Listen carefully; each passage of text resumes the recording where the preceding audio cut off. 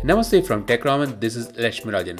Asus Zenfone Max Pro M1 has generated a lot of interest and is also the first Asus phone to run on stack Android with Android Orient now and promises of the next two Android versions for this device. In this video, let's talk about the features, tips and tricks you would get on this device in case you are wondering what to expect from this phone.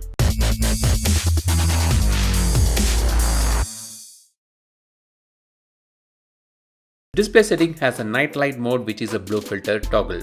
The night light can be set manually or automatically scheduled to be triggered during sunset and sunrise, or custom scheduled. It removes the blue light, so it's better for eyes while using the phone on low light condition. Zenfone Max Pro M1 is one of the very few phones to offer dual SIM dual VoLTE support. The storage settings has a storage cleaner. So if you want to remove unwanted files, residual files, junks, you can clear it from here instead of downloading a third-party app for this. Fingerprint sensor is at the rear. Unfortunately, it is not so fast. Maybe an update would fix this, but as of now, it's quite slow. There is no app lock or other extra features to it. Face recognition is also there. You can end your calls by pressing the power button.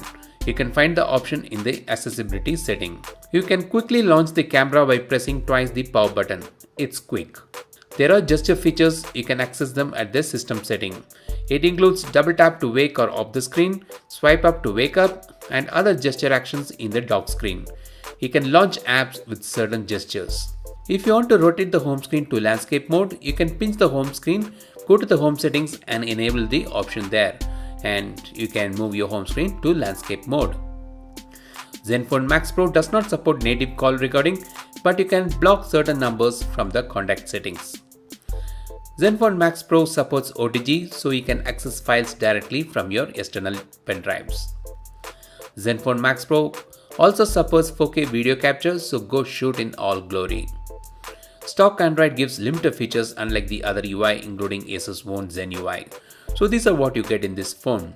So what do you think about this device? What do you think about these features? Do you like stock or do you like custom UIs like the Zen UI, MIUI or the Emotions UI? Share your thoughts in the comment section. If you like this video, give us a thumbs up and don't forget to subscribe to my channel. This is Lashmirajan signing off at TechRaman. Have a great day. Cheers.